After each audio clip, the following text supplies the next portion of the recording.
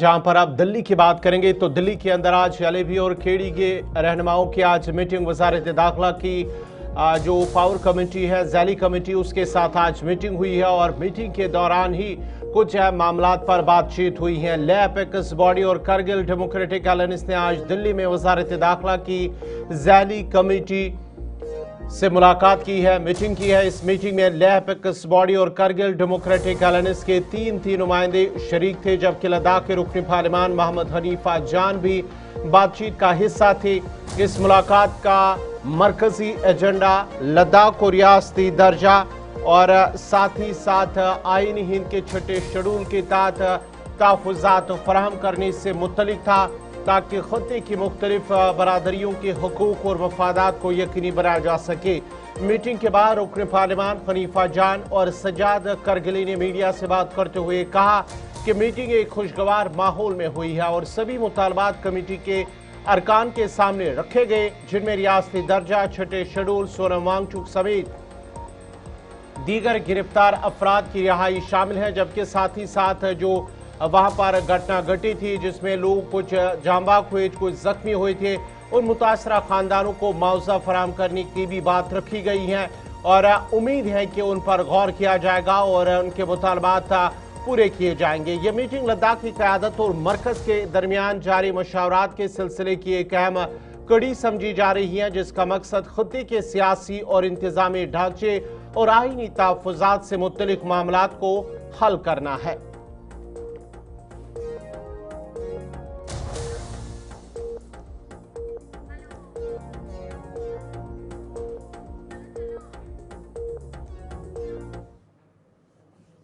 तो शुरुआत हुई है। अभी एक ही मीटिंग में तो कोई फैसला होना मुश्किल है, लेकिन हमने ये गुजारिश यही किया है कि एक टाइम बाउंड में बहुत ही कम समय में कुछ मीटिंगों में जो है वो इन इश्यूज़ पे जो है सही तरीके से मंथन करके जो है इसका रेजोल्यूशन कर। इसमें हमने बाकी जो हमारे जो मेन मुद्दे हैं स्टेट और 6 शेड्यूल के अलावा हमने जो हमारे लद्दाख में जो 24 तारीख को घटना घटी उसके बाद जो स्थिति वहाँ बनी है उस पर भी हमारे जो डिमांड थे। ये जुडिशरी इंक्वायरी का तो इन्होंने अनाउंस किया है, लेकिन जो हमारे जो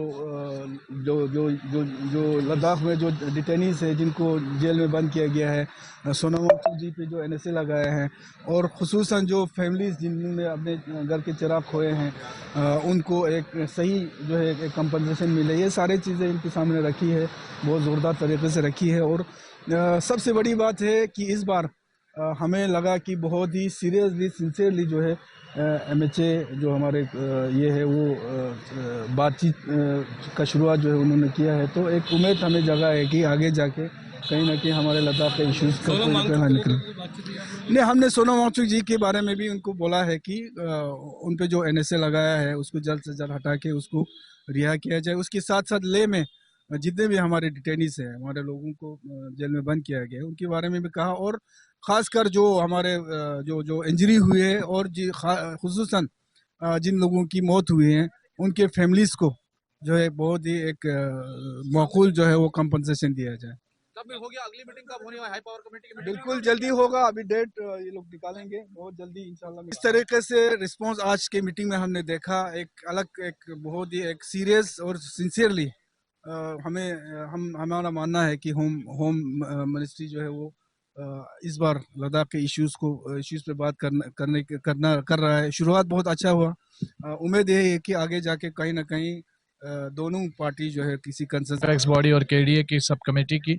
हमारे ऑनरेबल एमपी साहब भी मौजूद थे, दोनों ऑनरेबल चीफ एग्जीक्यूटिव काउंसलर्स भी